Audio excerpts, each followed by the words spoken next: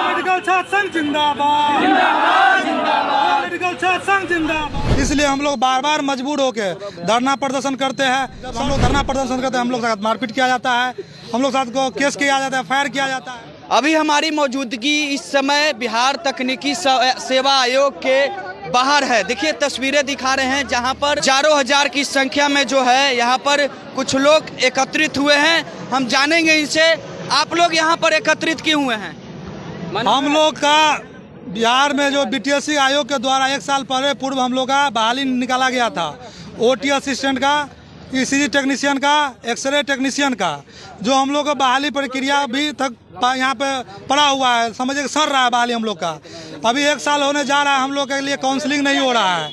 इसीलिए हम लोग लगातार रूप से स्वास्थ्य विभाग से लेकर और बीटीएससी आयोग तक हम लोग लगातार रूप से दौड़ रहे हैं कि हम लोग का काउंसलिंग कराइए। सरकार से महोदय से रिक्वेस्ट करें, फिर भी हम लोग का काउंसलिंग नहीं हो रहा है। इसलिए हम लोग बार बार मजबूर होकर धरना प्रदर्शन करते हैं, सर से मुलाकात करते हैं। जब हम लोग धरना प्रदर्शन करते हैं, हम लोग साथ मारपीट किया जाता है, हम लोग साथ को केस किया जाता है, फायर किया जाता है। तो अभी सर से, सचिव महोदय से बात हुआ बिहार टेक्निकल आयोग से कि आप लोग का अक्टूबर में ये आपत्ति दर्ज की हम लोग मांगेंगे और आप लोग का आपत्ति होने के बाद नवंबर से काउंसलिंग प्रक्रिया शुरू कर देंगे। तो हम लोग का अभी सीधा चेतावनी है कि अगर आप नवंबर तक काउंसलिंग नहीं कराते हैं तो हम लोग को जो धरना स्थल है गर्दनिया बाग में लगातार रूप से कंटिन्यू रूप से हम लोग धरना प्रदर्शन में बैठेंगे और जब तक हम लोग का काउंसलिंग नहीं होगा तब तक गर्दनिया बाग में हम लोग का धरना चलते रहेगा। पिछले 1 साल से आपने कहा कि 1 साल से हम लोग का मांग जो है वो जारी है। कई लोगों से भी मिले, लेकिन अधिकारी लोग से भी आप लोग न मिले। देखिए अधिकारी से भी मिले और वर्तमान स्वास्थ्य मंत्री सह उप मुख्यमंत्री महोदय से भी मिले। अच्छा। लेकिन उनका कहना था कि ये सब 15-20 दिन में शुरू हो जाएगा। आज महीनों बीत जाने के बाद हमको लगता है 8 मई को हम लोग उप मुख्यमंत्री महोदय से मिले थे और उन्होंने कहा था कि 15 दिन महीना दिन में ये शुरू हो जाएगा।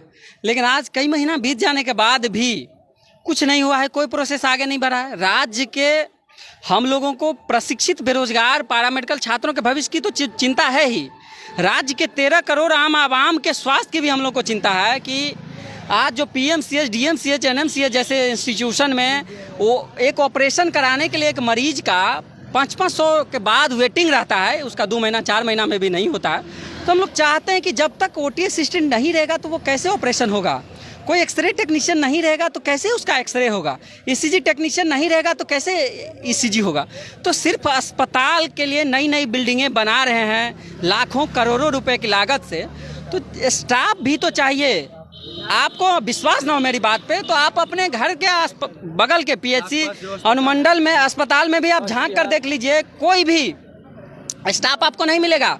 लाखों करोड़ों की मशीनें हैं, वो बस ऐसे ही चल रहा है। उसमें 5 साल बाद फिर से उस मशीन को टेंडर कर दिया जाता है नया। जायज मांग क्या है आप लोग? देखिए जायज मांग है कि पारा मेडिकल कर्मियों की नियुक्ति जो पेंडिंग है, ओटी असिस्टेंट 1096 पद है, एक्सरे टेक्नीशियन 863 पद है और ईसीजी टेक्नीशियन का 163 पद है, जो पेंडिंग है उसका यथाशीघ्र काउंसलिंग कराकर सभी को पदस्थापित करें, जिससे स्वास्थ्य व्यवस्था मजबूत होगी और राज्य के आम आवाम को भी बेहतर सुविधाएं मिलेगा। अन्यथा हम लोग अब मजबूर हैं हर स्तर पर सरकार से लड़ाई लड़ने को, क्योंकि हक अधिकार की आवाज़ दबने वाली नहीं है। अभी कोई आप लोगों से अंदर से मिलने भी आए थे बाहर में, बोला गया है अक्टूबर में आप लोगों की मांग पूरी हो जाएगी, तो क्या लगता है? सब नोटंकी है साहब। सुनिए, हम लोग ऐसा है साहब 20 बार आ चुके हैं, ये लोग हर बार इसी तरह से झूठ बोलने का काम कर रहे हैं। अरे भैया हम लोग भी बिहार के बच्चे हैं, हमारा मांग वही है कि जो वैकेंसी आई है वो भी डंडे खाने के बाद, बच्चे का प्रेशर के बाद वैकेंसी आई। मरीज मर रहे हैं अस्पताल में और ये लोग हर दिन डेट पर डेट दे रहे हैं। अरे भैया 2000-3000 पद देने में जब इतना विलम्ब हो रहा है, 10 लाख नौकरी के बाद कहाँ से देगी सरकार? अगर आप 3000 अगर पद है स्वास्थ्य विभाग में, कह रहे हैं कि 5 लाख पद हम लोग स्वास्थ्य विभाग में देंगे, 3000 तो आप दे नहीं रहे हैं, 3 साल होने जा रहा है, कहाँ से देंगे? अधिकारी को निश्चित तौर पर अंदर से दबाव होगा, इसलिए लेट हो रहा है ना। इससे पहले जो वैकेंसी का हम लोग मांग कर रहे हैं, उससे पहले जो आई, जो विज्ञापन पहले आया वो लोग अभी पेंडिंग है, जो बाद में आया वो क्लियर होने के कारण। ऐसे क्यों हो रहा है भाई?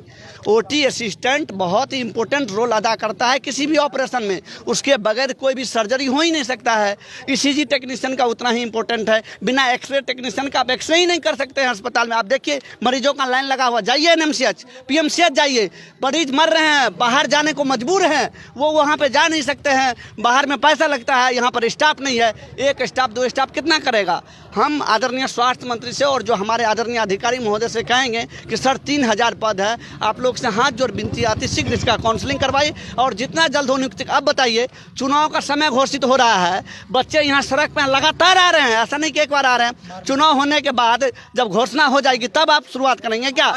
हम लोग मांग आप लोगों की क्या है? देखिए, उचित मांग है हम लोगों का ओटी असिस्टेंट, एक्सरे टेक्नीशियन और ईसीजी टेक्नीशियन का जो बहाली पिछले 1 साल से ज़्यादा समय से लटकी हुई है, उसे समय से पूरा करें और बिहार की जनता को, 13 करोड़ बिहार के आम आवाम को स्वास्थ्य सुविधा बेहतर मुहैया कराई जाए। नहीं अगर पूरा होता है तो क्या किया जाएगा? हम लोग धरना देंगे, स्वास्थ्य विभाग के यहाँ जाएंगे, तेजस्वी के आवास पर जाएंगे और क्या करेंगे, यही करेंगे, धरना देंगे। चलिए, तो देखिए लगातार पिछले 1 साल से ये लोग की मांग है कि हम लोग लगातार जो शिक्षा मंत्री हैं, माफ कीजिएगा, जो अधिकारी हैं, उन लोगों से भी बात किए, स्वास्थ्य विभाग से भी बात किए, लेकिन किसी के द्वारा हम लोगों की बातों को नहीं सुना गया। और हम लोग लगातार पिछले कई दिनों से अपनी मांग को लेकर कई अधिकारियों से भी बात की, लेकिन कई अधिकारी से बात होने के बावजूद हम लोगों की मांगें पूरी नहीं हुई। अभी इन लोगों का कहना है कि कोई अधिकारी आए बाहर में बोले कि आप लोगों की बातों को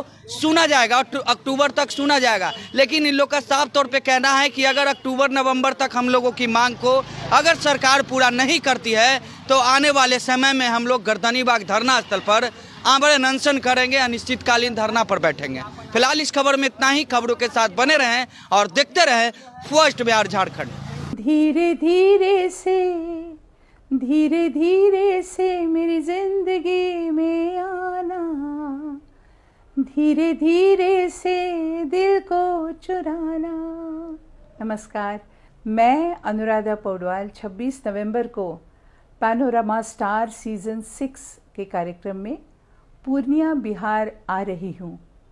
मुझे पैनोरमा ग्रुप के निर्देशक संजीव मिश्रा जी ने बुलाया है, तो हम सब मिलते हैं पैनोरमा ई होम्स में शाम 7 बजे। नमस्कार। ये लो, मुंह मीठा करो, आज मैंने अपना जॉब छोड़ दिया, अब हम पूर्णिया वापस जाएंगे। जॉब छोड़ दिया है? मतलब ये घर कैसे चलेगा? हम करेंगे क्या? और माँ बाबूजी क्या बोलेंगे? इसलिए मैं एक और मिठाई का डब्बा लाया, अपने बिजनेस के लिए लोन अप्रूव हो गया। अरे लोन अप्रूव हो गया वो तो ठीक है, लेकिन पूर्णिया में हम रहेंगे कहाँ? अपना घर भी तो नहीं है वहाँ। इसलिए तो एक और मिठाई का डब्बा अलग से लाया हूँ। हमने पूर्णिया में घर ले लिया है, पूर्णिया के ई होम्स पैनोरमा में।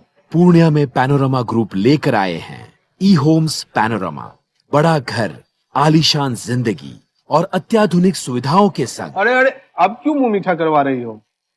क्योंकि हम घर वापसी जो कर रहे हैं। घर वापसी की खुशी पूर्णिया में ई होम्स पैनोरमा के संग। E Homes Panorama, luxurious lifestyle redefined.